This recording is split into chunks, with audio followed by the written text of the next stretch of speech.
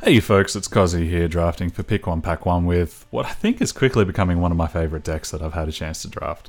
And that's not just, results-oriented thinking or anything like that. This is a sweet little archetype atypical deck, I guess you could call it.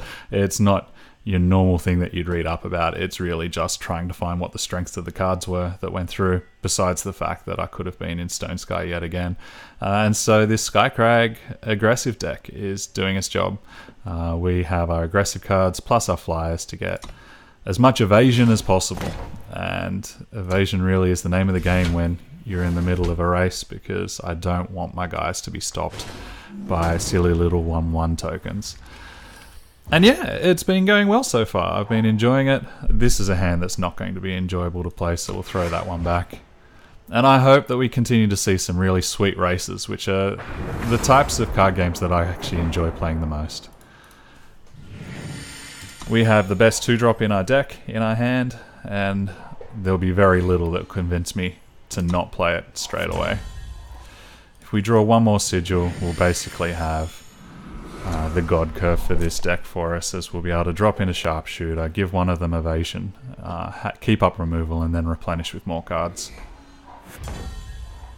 Fortunately, we didn't get given quite that much. I have the choice of if I want to put the Warhelm on to get a second Warcry. I feel as though that's quite greedy for the moment, so instead we'll just get in. I think he's probably got an Inspired Courage or something like that. There's definitely a step there. If it was a torch, I think he would have certainly used it on my Outlaw.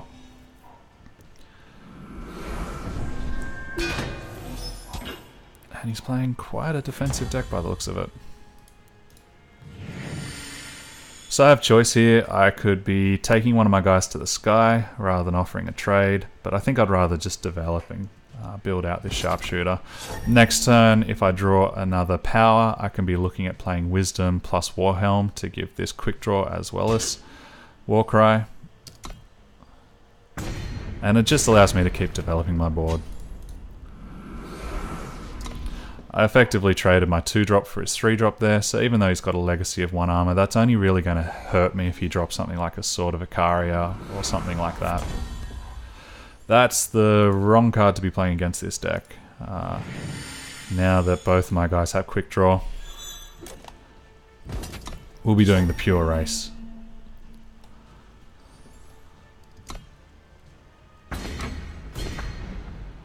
So again, I can either hold back Wisdom, I could hold back my Torch, or I could play the Cobalt Acolyte right now. I feel as though I want to see what kind of defenders he has first before committing, so I'd rather just draw more cards. And I'm not too afraid of taking 5 damage, because currently as this board state stands, I'm winning the race. I've got Warcries coming through, so whatever creature I find next is going to be an absolute beefcake.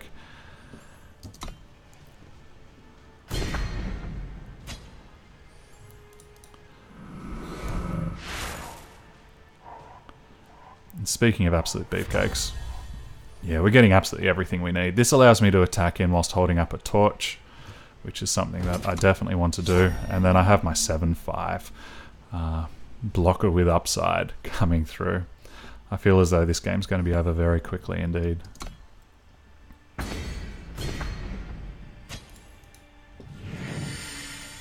Especially as right now he's basically forced to tap out to continue to develop his board, and the minute he does, we'll just give evasion to these big creatures. I think about the only thing that could help him get back in right now would be something like a Vanquish.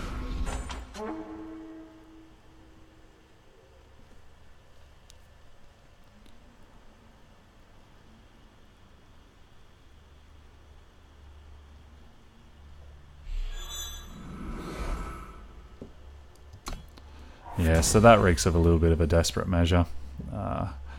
So I think what we're going to do here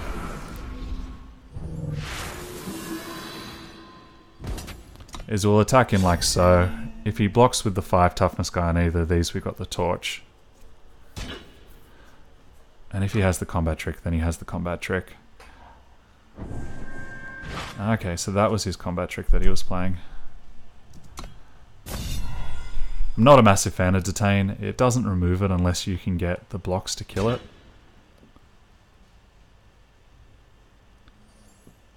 And so I have the choice of either doing 5 damage, dropping him down to 7, or I could kill the field captain right now. This helps me keep my outlaw alive, so I think it's worth taking the risk of him having a final combat trick.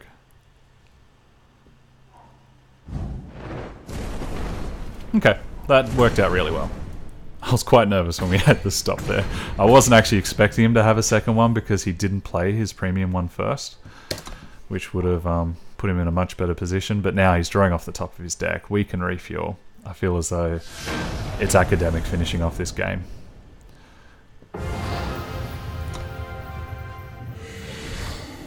And there we go, the first step up in the draft league for our video series. So this is the deck that just keeps on giving for me right now. I shouldn't be having quite this much fun with a deck like this, but I really, really, really like it. There you are, it even got a third really rather than just the second.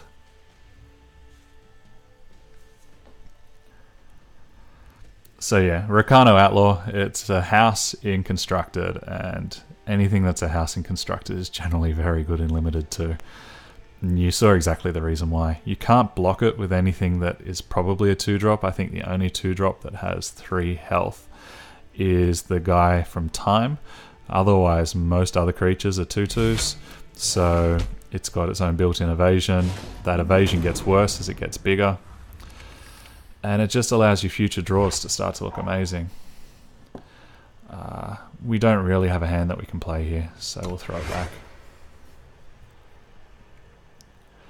We still don't have a hand that we can play here, but well, no, we also need a creature to get this started, so I definitely can't wait until turn 5 for that. I think we're going to be cycling this Levitate as soon as possible just to try and get some action.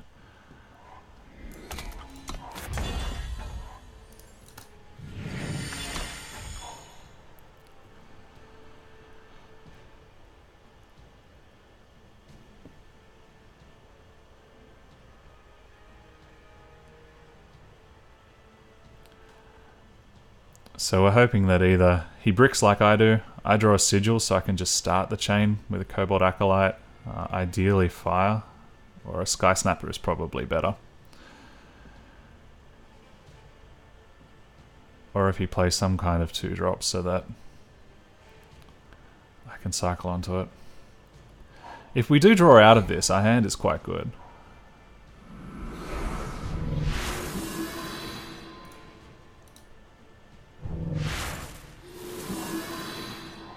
Sigil.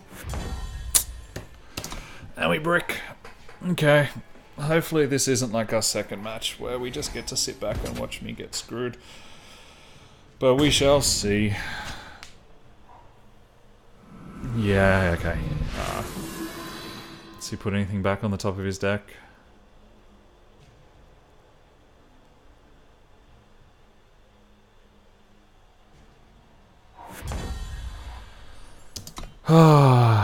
Welcome to variance, folks.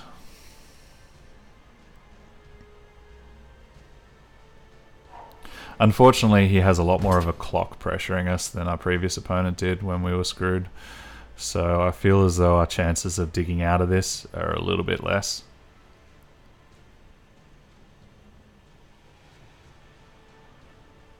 What is he considering?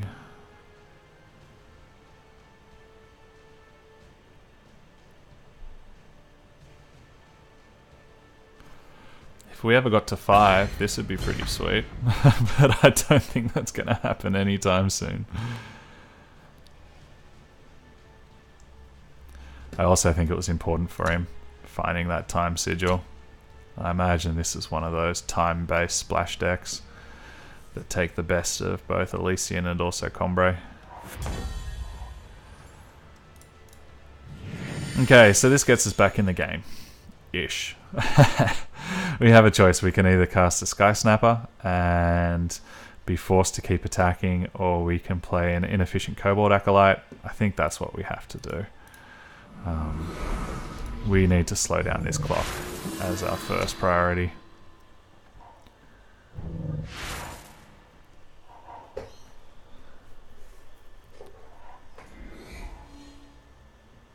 He'll play something huge and scary. That kind of counts. We'll take 6, hope that we draw into the Magma Javelin.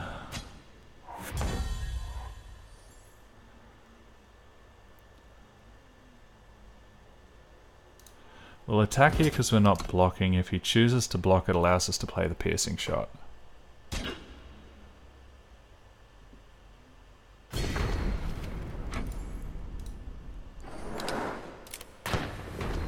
We'll take 3 going to 9. Next turn it allows us to play the Sky Snapper. He's going to play something like the huge dragon with Overwhelm, and we're going to regret our life decisions. Is there anything we can do about that? We can play a Sky Snapper, trade, take 6. Then take 5, so it's not enough.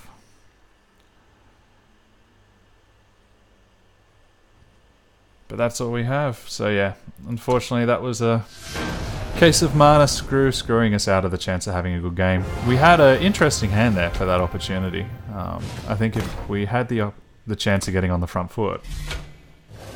Because he also had a relatively benign draw. At least until getting up to 6. And if we would have had him on a low life total and could have pressured him from there.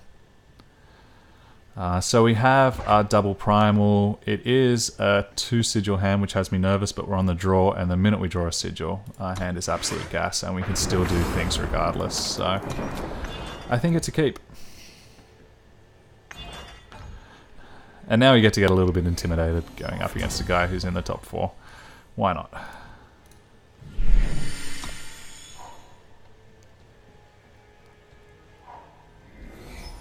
Ricano Warcry. Fortunately, he didn't have a 2-drop, which I think is pretty key in these aggressive matchups.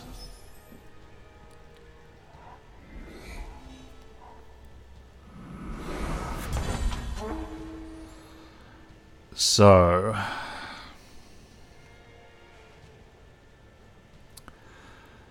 I could play the Cobalt Acolyte and have a bad 2-for-1 block for me. I think my best play is just to sit back and cast Wisdom, representing some kind of removal, and accept the fact that he's going to get in with her.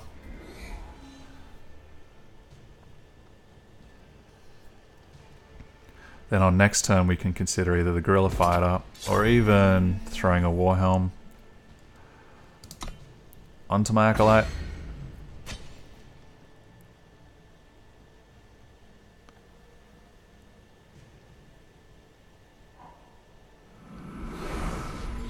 Yeah, this is all beginning to get very, very scary.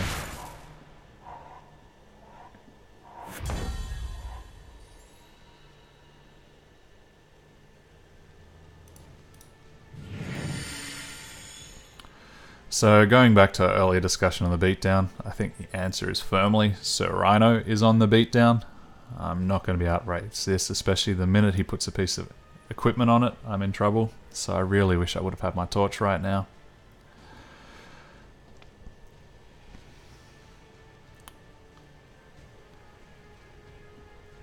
I think my best bet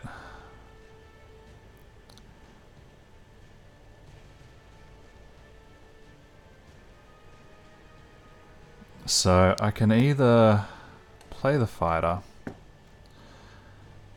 I don't really want to exhaust the Valkyrie, but he's not going to be trading anyway. Then on next turn I can play the trainer, the Warhelm, they'll get in, it will leave me with a 2-2, and I've had a 3-2 Warcry. Otherwise I could play the Acolyte and represent a block. Yeah, okay. I think that's the slightly anemic play that we need to make for right now. Because I want to force him to have to equip up.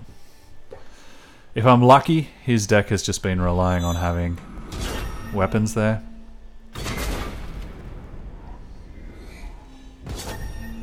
Sort of a Vicaria for a stranger is not the worst deal in the world.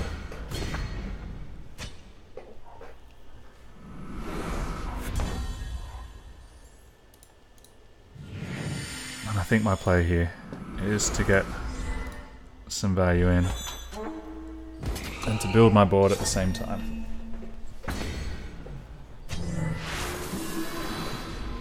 This allows me to represent blocks on 2 of his creatures, and then next turn I can hold this back to try and slow down his Crownwatch Deserter. Although that's a card that's going to make my life horrifically bad. So it's doing 10 damage and I need to get 8 in the air to block it. How on earth am I going to do this?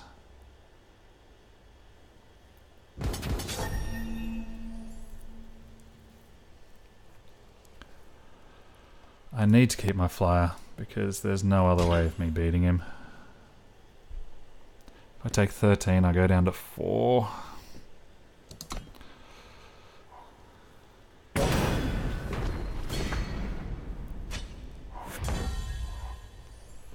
Okay, so that keeps us in it. By playing the Ornate Katana, and I'll diversify my threats here, that'll be 8 power and defense, and then I want to represent something else that I can block with. I think we then just play the Cobalt Acolyte to be on chump block duty. Accept the fact that I have to chump block it. Next turn consider the Smuggler's Stash or the Guerrilla Fighter. Okay. It's a tenuous position, but we're still in the game just. If he has any type of removal, we're in trouble. If he has any type of direct damage, we're in trouble. If he has any type of combat trick, we're in trouble. So I'm just going to hope that he has none of those. Or if he has that, we're in trouble. Is there anything I can do to get out of this? I need to be blocking there. Then I need to be doing a trade. I'll take 3 going to 1, and then I need to be able to cast 2 creatures that are useful. Well, I guess we need to see it out.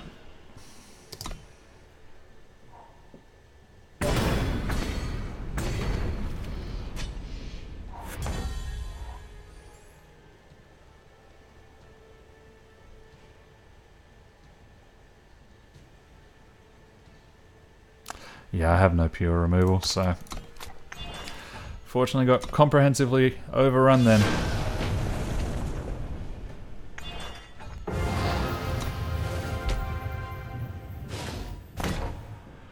So our final result then is 3-3 for this deck. I feel as though that is rough, I really do. Like 2 of those losses were just due to straight power screw, and then 1 was against a very, very strong curve out from a great player with what looks like a pretty good Warcry deck. Yeah, like for what we were given, I feel as though this was quite a sweet deck. Even if I would have I should have, okay, I totally forgot that I had, although his main creature had endurance, so I couldn't have stunned it. Okay. Even so, the fact that I forgot about that card being in my deck was bad. I was just thinking I had no direct removal. But yeah, I feel as though, yeah, you know, in Eternal, sometimes because all you need is just 1 bad instance of Power Screw or Power Flood, and that's a loss and you're a third of your way out of the draft. I feel as though this deck was better than that, and it's a shame because it was sweet. I really enjoyed it, and I hope you guys enjoyed seeing it too, seeing something slightly unorthodox. We'll open up these chests, hope that we get something sweet so that I can jump straight into my next draft. Okay, there's a little bit of redemption. And what's the card? A crowd favorite. Okay, not too likely to be using that. But yeah, it just goes to show, whilst the archetypes are also really helpful in giving you a game plan, you can develop game plans with colours outside of your established archetypes. And I think that was a great example of it. So yeah, I've been Kozzi, drafting for Pick 1 Pack 1. Thanks for watching through if you watched through the whole way. And I'll see you in whatever video we happen to make next. Have a good one, folks.